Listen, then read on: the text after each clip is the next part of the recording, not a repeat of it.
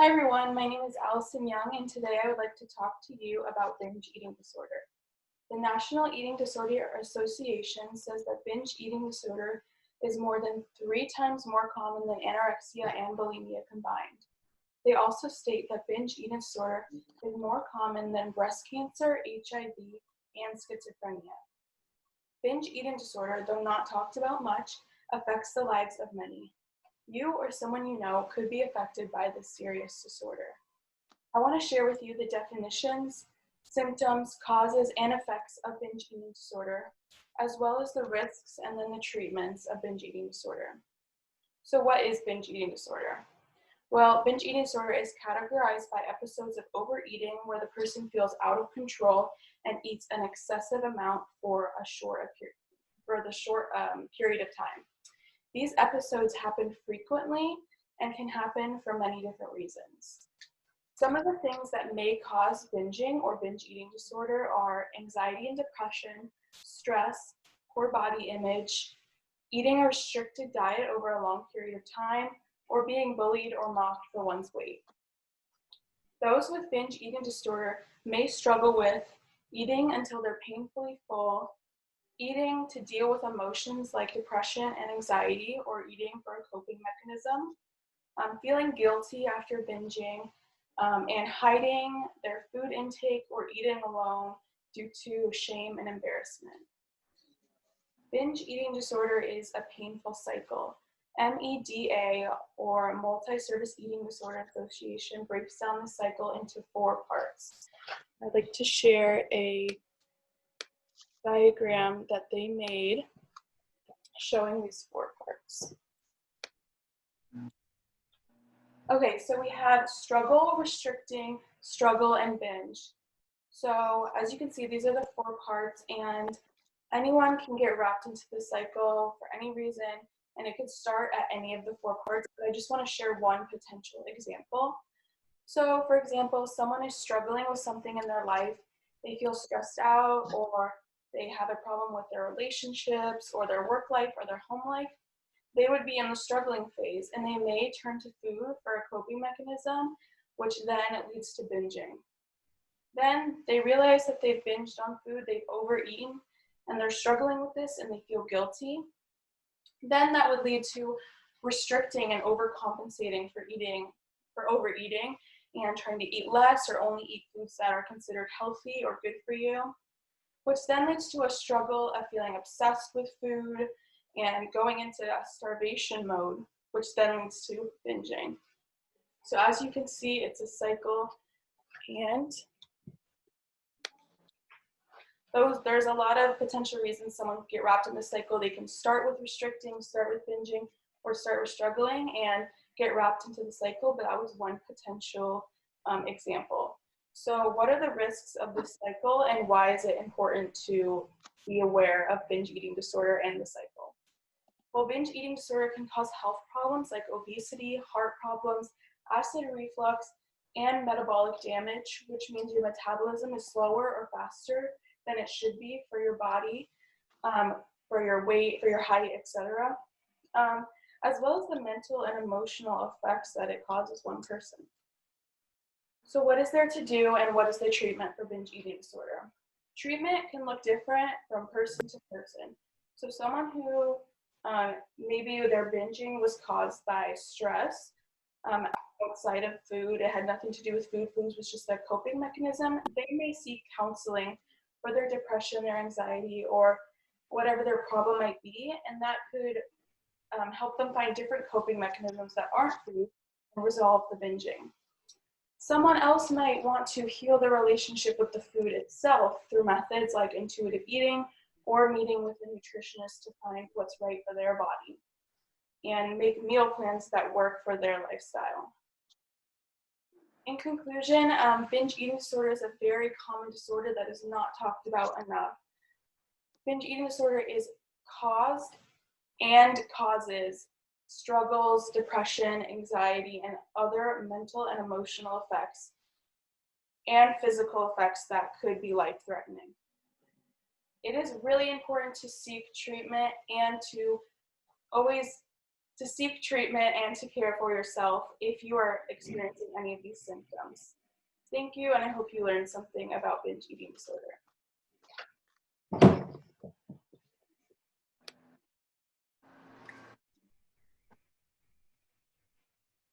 Thank you, Allison. It was really good. I learned a lot. Thank you, I'm glad. Yeah, your transition from your intro to your body was really good, and your conclusion was also really good.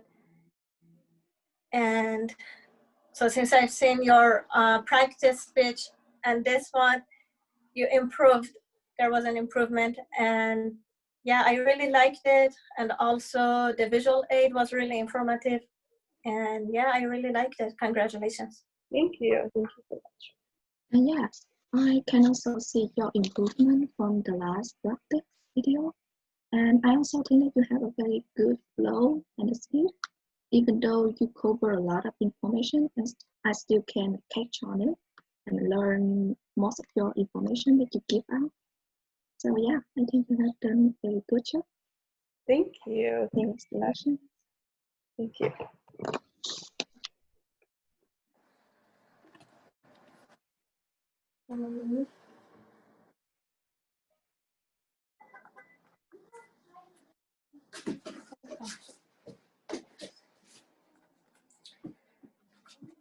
So today I want to talk about the aquatic creatures. For thousands of years, people have been facing troubles with the aquatic creatures, but I'm not going to talk about the fatal, with the ones that attack with bites and venoms. I'm going to talk about the ones that are not even able to move. They are attached to their surfaces.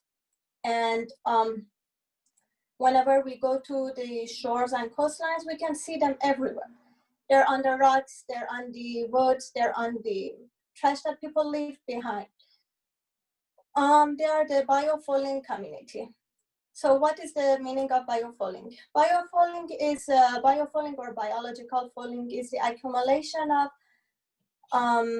microorganisms, algae, plants, and small animals on the wetted surfaces that can make a structural or functional deficiencies.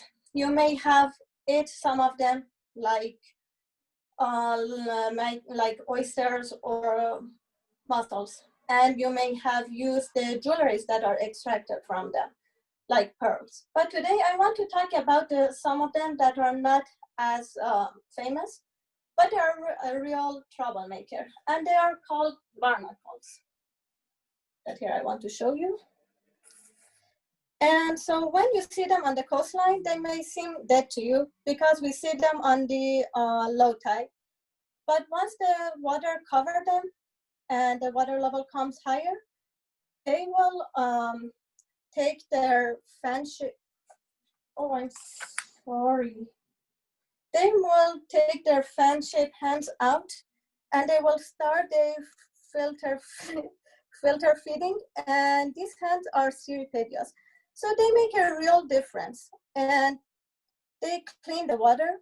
And so, despite their shape, they are the crustacean. They are close to crabs, lobsters, and crabs, lobsters, and shrimps. So in their juvenile stage, when they are plankton, they find a substrate and they settle on it. They secrete a cement, and that's where the problem. We don't want them to settle anywhere, because once they settle, they don't. It's not like that they just settle on a natural substrate like a rock. They also settle on man-made structures like pipes or ship hulls or oil platforms, and also they settle on the body of the other animals, like this poor turtle. So compare this turtle with one clean turtle. The infected turtle will have more difficulty to swim. The speed will decrease. Same thing for a boat. The boat will have decreased speed. So the global ship industry costs related to biofouling prevention, maintenance, and oil consumption are estimated to be billions of dollars per year. The cleaning and coating a body of a ship is cost $56 million per year. Dasher at 2018 says that biofouling increases production cost of aquaculture operations and by an estimate of 5 to 10%, which is equal to 1.5 to 3 billion US dollar per year. So Holmes, at his article, which is called Barnacles and Biofouling, says that from the beginning of time that people were trying to conquer the seas, were trying to fight barnacles and biofouling. So the very first solution that they tried to find was scrubbing them off the structure like this. But, well, this one just works for small scales. But what about a big oil tanker or oil platform? They need to find another solution. The other solution that they tried to use was biofouling colors. But biofouling colors, well, they are also toxic for other animals and other species like fishes and coral reefs. They also destroy everything else. So very soon they were also prohibited. So they were prohibited, and scientists are still trying to find another way. But barnacles are not all about disadvantage. They're actually very fascinating. We can learn from them.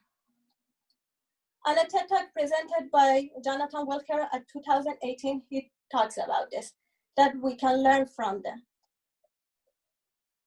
Lots of stuff that we are using daily, like our cars, our shoes, our laptops, and everything, we use glue everywhere in our life.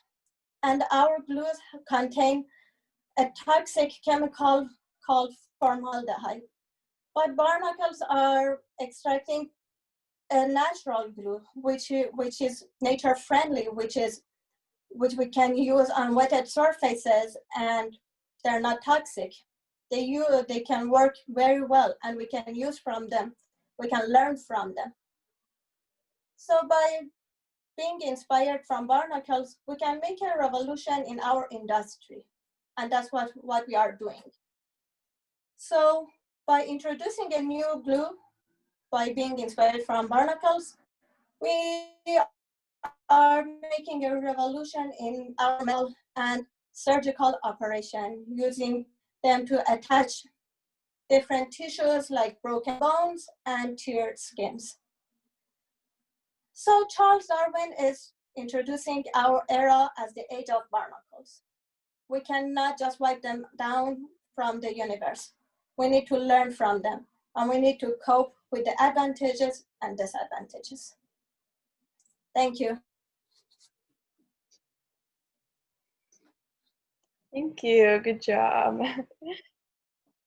So I think that your eye contact was really good, and your topic was so interesting. I didn't know anything about this, so thank you I learned a lot, so thank you. And your vocal variety was really good too. It was never monotone. It was never hard to listen to. It was really easy because you had a lot of variety in your voice. So I think you did a really good job. Thank you. I think that your presentation is really deep into details. You have a lot of information, and yeah, I don't have a lot of knowledge about your topic. And one more thing that I really like, your conclusion is short but can convey a lot of things. So yeah, congratulations. Thank you.